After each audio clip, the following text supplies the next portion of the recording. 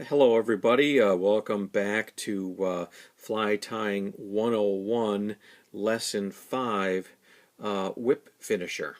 This is probably one of the more difficult tools you will encounter. It's frustrating sometimes if you don't know what you're doing. It's available in a couple of different configurations, but this is pretty much the standard one here.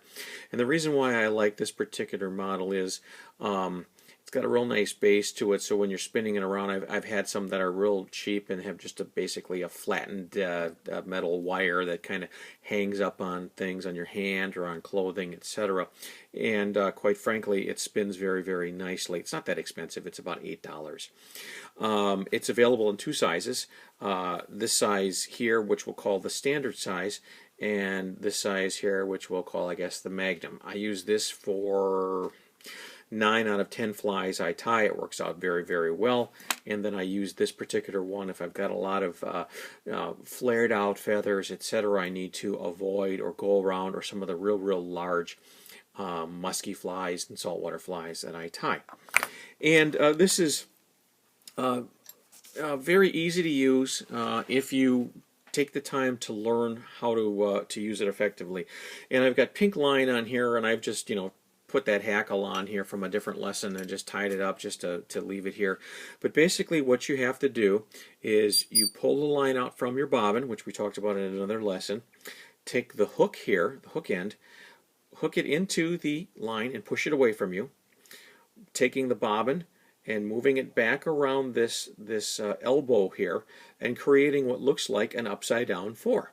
Let me do that for you again. You push the hook in, wrap around the elbow, and now it naturally wants to fall in the downward direction here, and again I've made this upside down 4.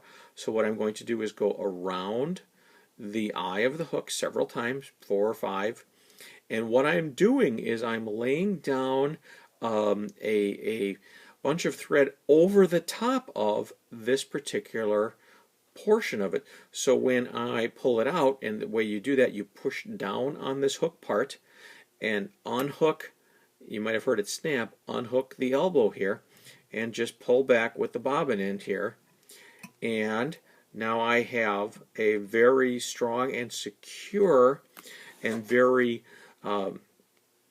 precise and very good looking, we'll say, end to the fly. And all you have to do now is cut it, and that's not going to unravel if you put a dab of glue on there.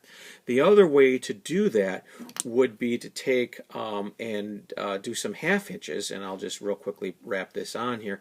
And a half hitch is something similar to what I did. Was I, think of this as the hook.